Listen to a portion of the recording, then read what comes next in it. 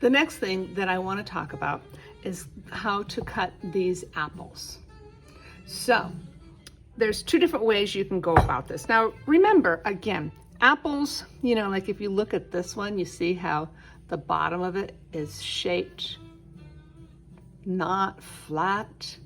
You know, apples are a beauty of nature and they're not perfect, just like none of us are, right?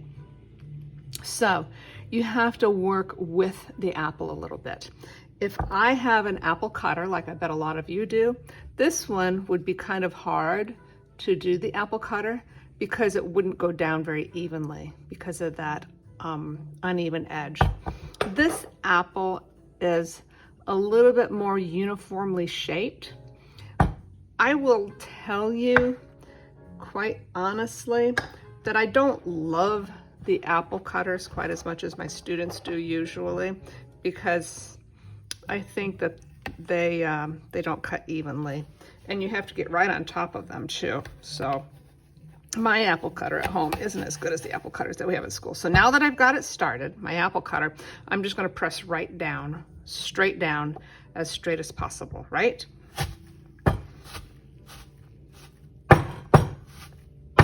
And sometimes I'm going to bang it down so I can get it where I want it to be.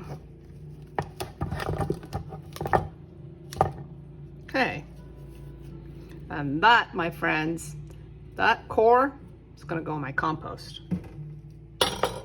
So once I have cut it like that, and dang, I did a pretty good job, I'm going to inspect it kind of carefully because sometimes there's pieces right there that's kind of hard. Like that one has some of that hard part of the apple core. I'm just going to cut that out. It's like I'm just kind of taking a little triangle, cutting just that little tiny bit out. It's going to go in my compost pile. And the rest of these are pretty good. Now with this other apple, I want to demonstrate how I'm going to cut it using my paring knife. This is a paring knife. This is the first time I've talked about this with you. I do want you to have your parents around when you're doing this lab because you're going to be using a knife and I'm not going to be there watching you, and you have to have your parents around. So what I'm going to do is I'm going to basically cut around this so I can cut it in half. Now watch how I do this, okay? I'm not trying to go all the way through it. I'm just trying to get around the flesh part of the apple, like that, right? I've not gone through the center core. And then I'm gonna take the knife and I'm gonna kind of twist it, and it opens it right up like that. Now, I'm gonna do the same thing this way. Watch me, okay? Like that, and twist it, and it opens it up. And one more time, okay. Now what I need to do is I need to get these all in smaller pieces, right? But first I need to get rid of this core. I'm gonna cut down like that, and then I'm gonna cut down like that. And again, I'm gonna turn my knife. And that goes where? I hope you said it goes to the compost pile. I'm gonna go down like that and pull that core up there, goes down like that. Notice I don't leave my garbage pieces on my cutting board. I'm gonna get rid of them, right? So there we go. And sometimes you can just go down on one side, and if you lift your knife, it just lifts right up. But of course that time it left that part right there. That's actually where the flower, where the blossom is from the apple.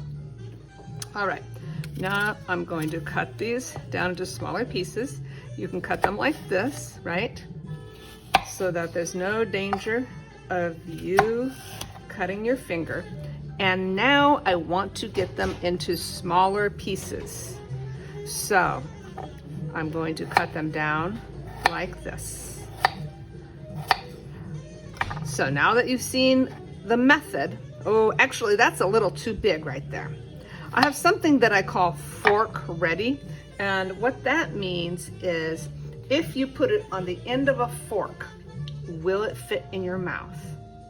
So I'm going to probably go back to all of those pieces and cut them down one more time, which I guess maybe I should just cut it down this way. Okay, now that I have it in this thinner slice, we'll be more ready to get it into pieces like this.